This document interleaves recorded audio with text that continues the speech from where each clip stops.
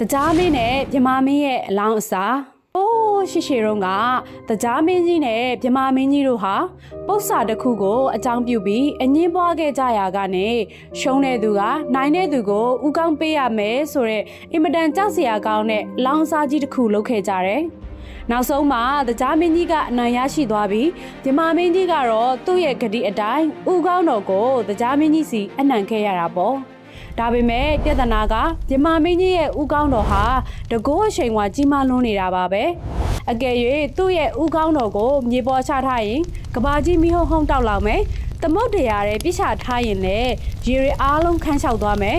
ခေါင်းကင်ပေါ်မြောက်တင်ထားရင်လည်းမိုးခေါင်ရေးချပြီးတတဝါတွေပစ္စည်းကုန်ပါတယ်လေဒါကြောင့်ကဘာကြီးကိုဘေးရနေရကနေကဲတင်မှုအတွက်သကြားမင်းကြီးကနတ်သမီးခုနှစ်ဖော်ကိုခေါ်လိုက်ရတယ်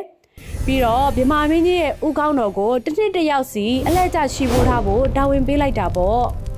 တနှစ်ပြေလို့နတ်သမီးတဦးကနေနောက်တဦးကိုဥကောင်းတော်လွှဲပြောင်းပေးတဲ့နေ့ကိုတကြံအတက်နေလို့ခေါ်ကြတယ်အဲ့ဒီလိုလွှဲပြောင်းယူတဲ့အချိန်မှာကဘာကြီးအေးချမ်းသွားအောင်ရေရီပပြန့်ပြီးပူဇော်ကြရာကနေဒီနေ့ခေတ်အတာတကြံဆိုတာဖြစ်လာခဲ့တာပေါ့အဲ့လိုနတ်သမီးလေးတွေဥကောင်းတော်လက်ဆင့်ကမ်းနေတဲ့တကြံကာလအတွင်းမှာပဲတကြားမင်းကြီးဟာလူပြည်ကိုဆင်းလာပြီးလူသားတွေကိုစောင့်ကြည့်လေးရှိတယ်သူကဒီအတိုင်းဆင်းလာတာမဟုတ်ဘဲနဲ့လက်ထဲမှာအလွန်ထူးခြားတဲ့စာအုပ်နှစ်အုပ်ကိုလည်းကိုင်ဆောင်လာခဲ့တယ်ဝဝင်းတောက်နေတဲ့ရွှေပေလာစာအုပ်ကြီးထဲမှာတော့မိဘစကားနားထောင်သူတွေနဲ့စာကြိုးစားတဲ့လူကောင်းလေးတွေရဲ့နာမည်ကိုရွှေစာလုံးလေးတွေနဲ့မှတ်တမ်းတင်တဲ့အနန္တမကောင်းတဲ့ခွေးတရေစာအုပ်ကြီးထဲမှာတော့သူတစ်ပါးကိုဒုက္ခပေးတဲ့လူဆိုးတွေရဲ့နာမည်ကိုရေးမှတ်လိုက်တာပေါ့ကွယ်